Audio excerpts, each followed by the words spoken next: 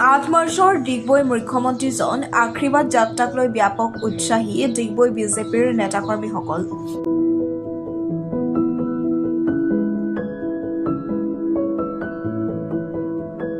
যুদ্ধকালীন প্ৰস্তুতি চলাই আছে দলীয় কৰ্মীসকলে। ডিগবৈ পাৱৈৰ পৰা ডিগবৈ চহৰৰ মাজেদি গৈ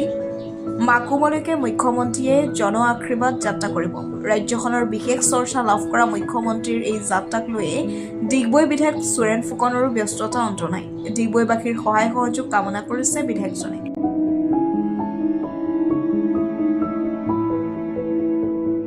কৰ্মদক্ষ মুখ্যমন্ত্ৰী ডক্টৰ হিমন্ত বিশ্ব শৰ্মা ডাঙৰীয়াই ইতিপূৰ্বেই যোৱা 5টা বছৰত সকলো শ্ৰেণীৰ কাৰণে দুখীয়া নিচলা শিক্ষিত অশিক্ষিত আৰ্তজনৰ কাৰণে বহু অভিলাষী আঁচনি ইতিমধ্যে গ্ৰহণ কৰিছে আৰু আমাৰ জনসাধাৰণে পাইছে। আজি গ্ৰাম্য অঞ্চল চাহ বাগিচা অঞ্চল চহৰ নগৰ অঞ্চলৰ সকলো দিশতে উন্নয়ন তেখেতে কৰিছে আৰু সেয়ে আমাৰ মাননীয় মুখ্যমন্ত্ৰী ডাঙৰীয়াই সমগ্ৰ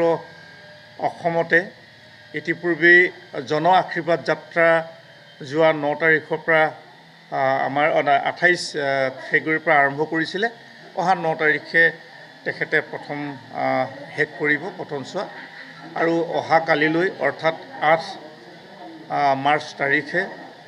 আমাৰ মাৰ্ঘেৰিটাৰ পৰা আৰম্ভ হ'ব পুৱা 10 বজাৰ পৰা আৰু আমাৰ পাৱৈ ৰেল গেটৰ পৰা দুপৰীয়া 12:30 বজাত আমাৰ ৰেল গেটৰ পৰা আৰম্ভ কৰিব বিশাল এটা ৰোড শ্ব' আৰু তাতেই আমাৰ বিভিন্নজনক দুখীয়া নিচলা যিসকল দিন দৰিদ্ৰ সকলো জনসাধাৰণক তেখেতে লগ কৰি ৰাইজৰ পৰা আশীৰ্বাদ বিচাৰিব আৰু ইতিমধ্যে প্ৰতিটো অঞ্চলতে লক্ষ লক্ষ মানুহ আহি তেখেতক সং দিছে, আশীৰ্বাদ দিছে, শুভেচ্ছা জনাইছে যে অহা দিনবিলাকত আমাৰ খিলঞ্জীয়া বৈধ ভাৰতীয়ৰ কাৰণে আমাৰ ভূমিপুত্ৰসকলৰ কাৰণে অসমখনৰ কাৰণে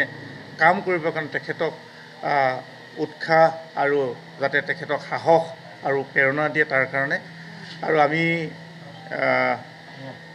প্ৰায় 1.5 মাহ পাছতে আমাৰ নিৰ্বাচন আছে আৰু এই নিৰ্বাচনত অসমত দ্বিতীয়বাৰৰ কাৰণে মাননীয় মুখ্যমন্ত্ৰী ডক্টৰ হিমন্ত বিশ্ব শৰ্মা ডাঙৰীয়াই তেখেতে পুনৰ মুখ্যমন্ত্ৰী আসনত অধিষ্ঠিত হ'ব। সেয়ে তেখেতে যোৱা সময়ছোৱাত যেনেধৰণে কাম কৰিছিলে ঠিক তেনেধৰণে ৰাইজৰ ওচৰত তেওঁৰ এটা সেৱা ল'ব গৈছে আৰু আশীৰ্বাদ বিচাৰিছে আৰু আমি সকলোৱে জানো মাননীয় মুখ্যমন্ত্ৰী ডক্টৰ হিমন্ত বিশ্ব শৰ্মা ডাঙৰীয়া তেনেই সাধাৰণ ঘৰৰ এজন ব্যক্তি, সাধাৰণভাৱে থকা এজন ব্যক্তি আৰু সাধাৰণ কথাবিলাক তেওঁ খুবেই হৃদয়ংগম কৰে। সেয়ে আমাৰ দুখীয়া নিচলাৰ কথাখিনি একেবাৰে ওচৰৰ পৰা তেওঁ আচলতে চাবৰ কাৰণে বা আলোচনা কৰিবৰ কাৰণে ইতিপূৰ্বে যোৱা 5টা বছৰ ঘূৰিছে। সেয়ে জনসাধাৰণৰ মনৰ কথা জনসাধাৰণৰ সমস্যাখিনিক তেখেতে বুজ ল'বৰ কাৰণেও আৰু আশীৰ্বাদ ল'বৰ কাৰণেও আমাৰ ডিগবৈ সমষ্টিটোত আমাৰ ঠিক 12:30 পৰা প্ৰায় আমাৰ 3 ঘণ্টা সময় দিছে আমাৰ হাউচিং এৰিয়ালৈকে আমাৰ বৰহাবজান গাঁও পঞ্চায়তৰ অন্তৰ্গত আমাৰ 12:30 বজাত পাবহি গোলাই পাৱৈ, 1টা বজাত পাব গোলাই, ঠিক 1:30 বজাত পাব ডিগবৈ চহৰ, বগাপনিত পাবহি প্ৰায় 2টামান বজাত, টেঙৰাই বজাৰত 3টামান বজাত, প্ৰায় 4টামান বজাত আমাৰ খাৰজানপুল হৈ তেখেতে মাকুমলৈ ঘূৰি যাব। গতিকে এই সময়ছোৱাত জনসাধাৰণে সকলোৱে যাতে মাননীয় মুখ্যমন্ত্ৰী ডাঙৰীয়াক আশীৰ্বাদ দিবৰ কাৰণে সকলোৱে ওলাই আহে, তেখেতক সাহস আৰু শক্তি দিবৰ কাৰণে আৰু আমাৰ ভাৰতীয় জনতা পাৰ্টীৰ যিসকল কাৰ্যকৰ্তা যিসকল শুভাকাংক্ষী ইতিমধ্যেই দিন ৰাত একাকাৰ কৰি সম্পূৰ্ণ প্ৰস্তুতি কৰি উঠিছে। গতিকে আমি আশাবাদী যে আমাৰ এই অঞ্চলতো অন্ততঃ 30-40 হাজাৰ লোক সমবেত হ'ব আৰু সকলোকে আহিবৰ কাৰণে মই আহ্বান জনাইছোঁ আৰু আমি আশা ৰাখিছোঁ অহা দিনবিলাকত ডিগবৈ সমষ্টিটোৰ পৰা অতি কমেও আমি 50,000 ভোটৰ ব্যৱধানত জয়ী কৰাই ভাৰতীয় জনতা পাৰ্টী আমি যি প্ৰাৰ্থী হ'ব জয়ী কৰাই মাননীয় মুখ্যমন্ত্ৰী ডক্টৰ হিমন্ত বিশ্ব শৰ্মা ডাঙৰীয়াৰ হাতখন আমি শক্তিশালী কৰিম আৰু নিশ্চিতভাৱে অসমত 100খনকৈ অধিক ভাৰতীয় জনতা পাৰ্টী আৰু মিত্ৰ দলৰ যিসকল মানে আসন আছে তেখেতসকলে জয়ী হ'ব আৰু আমি ডিগবৈৰ পৰা আকৌ পুনৰ কৈছোঁ আমি সকলো অঞ্চলতে একেবাৰে বুঢ়ীদিহিং ডিগবৈ টিংৰাই অঞ্চলটোত যথেষ্ট উৎসাহিত হৈছে ৰাইজ ভোট দিবৰ কাৰণে তেওঁলোকে প্ৰস্তুত আৰু বহু ভোটৰ ব্যৱধানত জয়ী কৰা হয় এইখিনি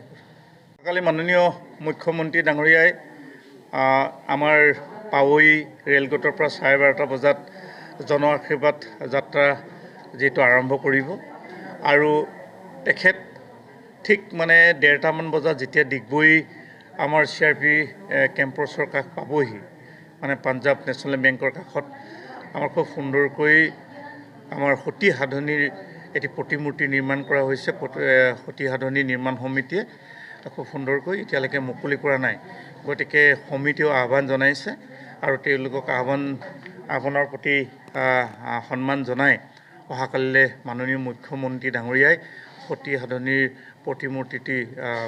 আনুষ্ঠানিকভাৱে ৰাইজৰ কাৰণে মুকলি কৰিব গতিকে সেই অনুষ্ঠানটো উপস্থিত থাকিবৰ কাৰণে মই সকলো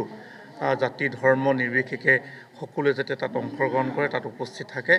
আৰু প্ৰতিমূৰ্তিটো মুকলি কৰাত সহযোগ কৰে শুভেচ্ছা জনাই তাৰ কাৰণে মই সকলোকে আহ্বান জনাইছোঁ ব্যুৰ ৰিপৰ্ট B+N